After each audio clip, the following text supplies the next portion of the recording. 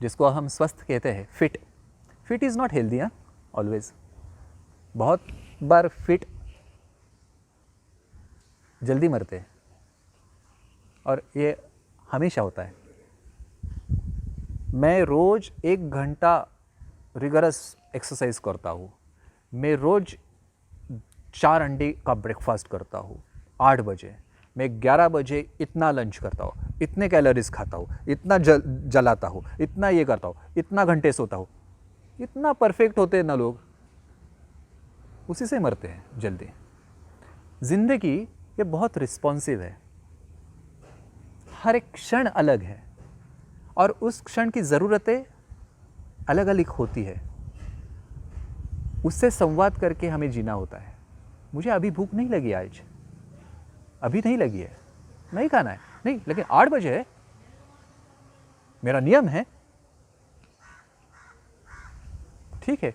तो शरीर अंदर डाइजेशन के लिए तैयार नहीं है, फिर भी आपने खा लिया है। लोग कहते हैं कि एकदम परफेक्ट आदमी है, अप टू डेट नहीं, पर्टिकुलर। तो ये पर्टिकुलर लोग जो होते हैं ना, वही पर्टिकुलरली ज़्यादा जल्दी मरते हैं, इनको ही हार्ट अटैक आते हैं, इनको ही कुछ ना प्रॉब्लम होती है, इनकी डायबिटीज़ की दवाई चालू रहती है, इनकी एंटी हाइपरटेंसिव ड्रग्स चालू रहती है, क्योंकि बहुत पर्टिकुलर रहते हैं। मैंने आज तक कभी शुगर चेक करने के लिए गया नहीं, मैं कभी बीपी चेक नहीं करता, मैं कभी अपना वजन चेक नहीं करता हूँ। बस यही करता हूँ कि मुझे भूख कब लगती है ये चेक करता हूँ। भूख लगने के बाद मैं छोड़ देता हूँ सब कुछ और खाना खाता हूँ। नींद आती है तो सो लेता हूँ, जाग आ गई तो उठ जाता हूँ। जो नेचुरल इंस्टिंक्ट्स है इसको छोड़ के कुछ नहीं करता हूँ। अगर ये किया तो आयुर्वेद कहता है कि आप 100 वर्ष तो ज़रूर जियोगे, बाकी तो उससे ज़्यादा तो हम आपको गारंटी नहीं देते, लेकिन 100 वर्ष तो आप ज़रूर जियोगे। इतना कॉन्फिडेंस है इस साइंस आयुर्वेद में, ये इतना क्लियरली बताता है। अगर आपने ज़ोर ज़बरदस्ती अपने शरीर को नहीं किया तो ये जो वारंटी है इन ऑर्गन्स की वो 100 ईयर्स है कम से कम, उससे ज़्यादा आप जी भी सकते हो। लोग यही नहीं कर रहे हैं क्योंकि उनको लगता है कि ये तो इतना रिलेवेंट, इतना इम्पोर्टेंट नहीं होगा। अगर कुछ किसी अमेरिकन रिसर्च सेंटर में कुछ रिसर्च हो गया और इसमें इतना कद्दू में इतना विटामिन है, इतना ये है, उतना ये, तो इसीलिए कद्दू खाना चाहिए। बैंगन में ये इसीलिए बैंगन इतना खाना चाहिए। अंडे का पीला नहीं खाना चाहिए, सफ़ेद वाला खाना चाहिए, क्योंकि पीला में ये होता है वो होता है। बहुत क्रिटिकल हो जाते हैं। स्वाद में कैसे लग रहा है? अभी अच्छा लग रहा है तो खाओ भाई, स्वाद में अच्छा लग रहा है, हजम हो रहा है, पेट साफ हो रहा है, एनर्जी आ रही है उससे, तो करो भाई। इससे ज़्यादा आयुर्वेद नहीं है। ये अगर नहीं किया तो जो कॉम्प्लिकेशंस होना शुरू हो जाते हैं, उसके लिए तो आयुर्वेदिक ट्रीटमेंट में बहुत सारी ट्रीटमेंट्स हैं। तो क्वेश्चन क्या है? लोग क्यों मर रहे हैं यंग? तो यंगिस्तान का क्या कहना है? बैठे बैठे रहते हैं, बटन मारते रहते हैं कंप्यूटर के कीबोर्ड पे ऊपर। कुछ तो एक्टिविटीज़ हो रही थी, घर से ऑफिस जाना, ऑफिस से घर जाना, दोस्तों से मिलना, कुछ तो एक्टिविटीज़ हो रही थी। वो भी अभी वर्क फ्रॉम होम हो गए। अभी कुछ नहीं है, सिर्फ काम, बैठे बैठे काम, और कुछ नहीं है। टोटल हेल्थ गया है, मेटाबॉलिज्म टोटल डिस्टर्ब है। और ये बहुत सारे लोग बताते नहीं कि कुछ हो रहा है।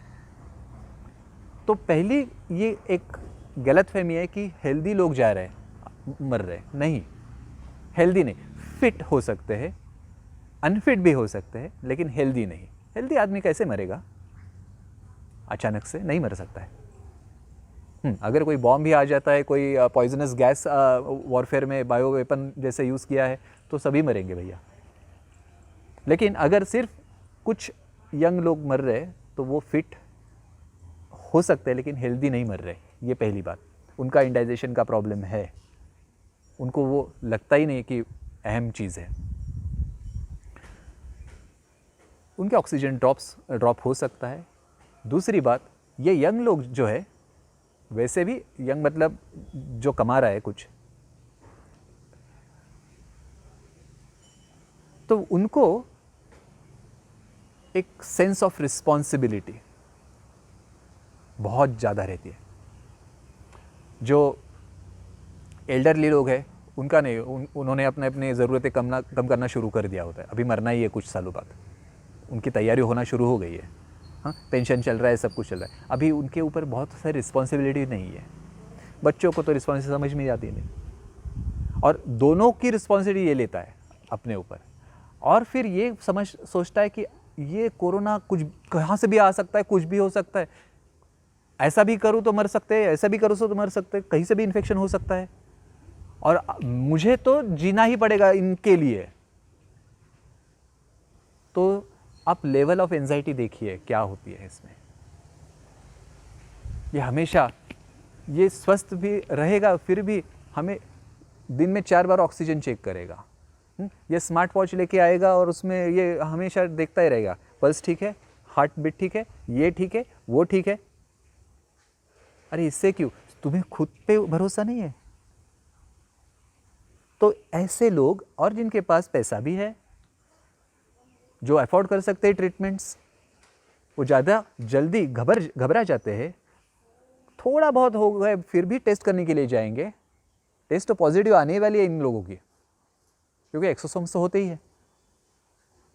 तो कोविड पॉजिटिव मतलब होम आइसोलेशन और उनकी दवाइयाँ।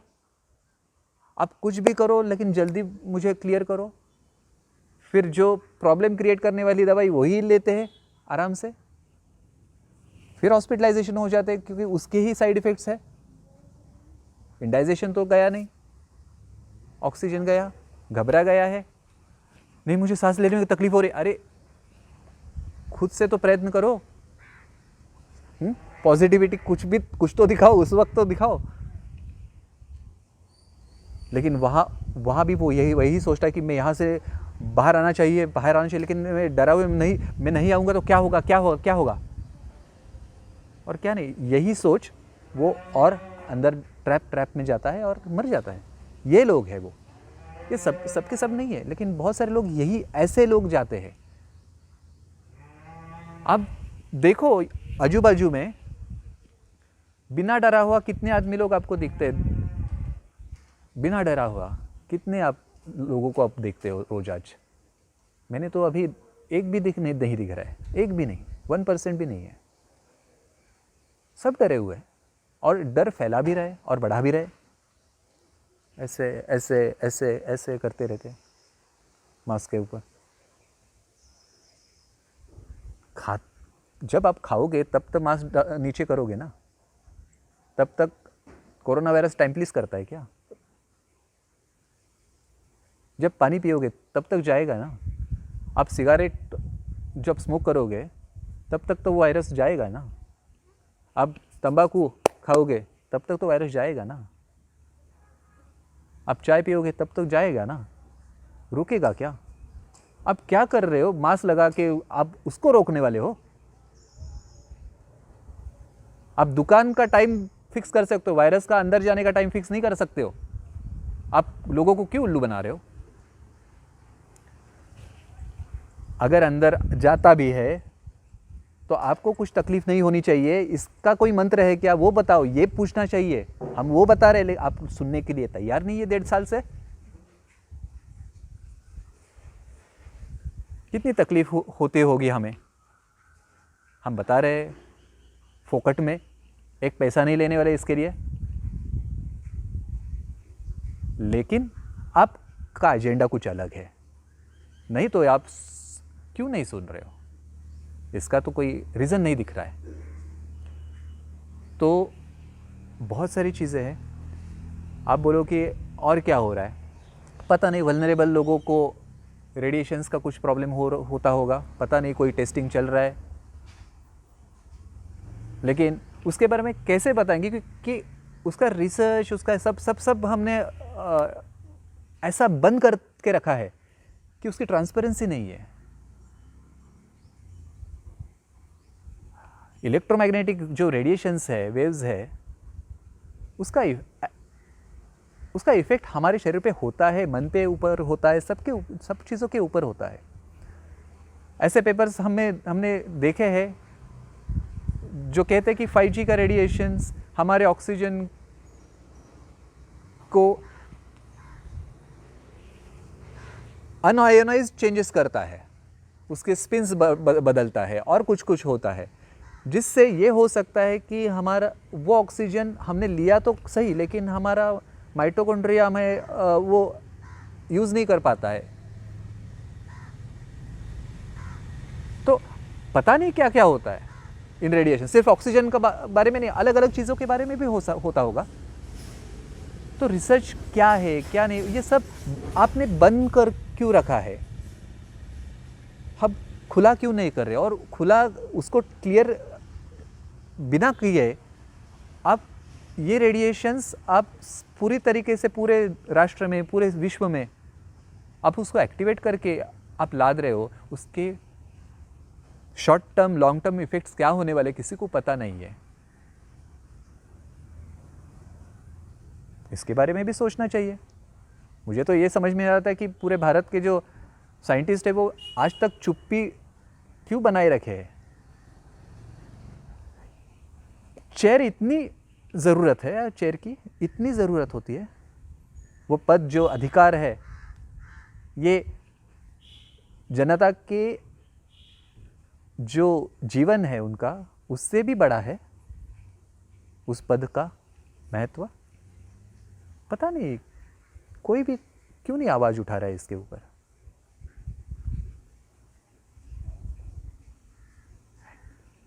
कोई भी व्यक्ति हो, कभी कभी गलती भी कर सकता है ना। उस व्यक्ति की गलती नहीं है उसमें, उन व्यक्तियों की गलती है जो उसके पूजक बने रहते हैं। उसको कहना चाहिए ना कि ये ठीक नहीं हो रहा है, ये बहुत अच्छा हो गया, लेकिन ये नहीं, इसके ऊपर पुनर्विचार होना चाहिए। जिनको समझ में आ सकता है, ऐसे लोग भी अगर बैठे रहेंगे, अपने को क्या है ये सोच के, अपना तो चल रहा है, these people are responsible for the entire mismanagement। एक बात मैं बता दूं, डरा हुआ आदमी अगर इतना डरा हुआ है, उसके ऑक्सीजन लेवल कुछ भी हो, 98 भी हो, 99 भी हो, 100 भी हो, लेकिन डरा हुआ आदमी का क्या कुछ नहीं बता सकते। कुछ भी कभी भी चेंज हो सकता है। वो डर की वजह से मर सकता है, मरता है, मर रहे हैं। हाँ, अगर दिमाग में से डर निकल जाता है तो आप मुझे 70-60 वाले ऑक्सीजन लेवल वाले भी लेके आओ। हमने विदाउट ऑक्सीजन उनको ठीक किया है, ठीक कर सकते हैं, यह आपको भरोसा दे सकता हूँ। Oxygen is not one just single thing, vital thing है, बहुत सारी चीज़ें हैं। आपको अगर टेस्टिमोनियल्स चाहिए तो वो भी बता देता हूँ। पेशेंट्स, इतना ऑक्सीजन हुआ था, ये आपने ट्रीटमेंट दी, घर पे ही ठीक हो गया, डॉक्टर ने बोला था अभी के अभी एडमिट हो जाओ, ऑक्सीजन लगाना पड़ेगा, क्रिटिकल है।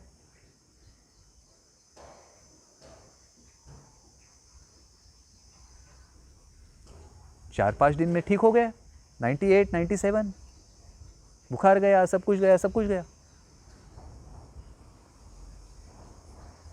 ठीक है ना। तो आप ऑक्सीजन क्यों कम, हम क्यों नहीं ले पाते हवा से, इसके बारे में सोचो, उसको ठीक करो। वो ठीक हो सकता है, होता है, और मरने से पहले होता है। आपकी एंजाइटी यही है ना कि मैं मर ना जाऊँ, उसके पहले हो जाएगा, भरोसा रखो।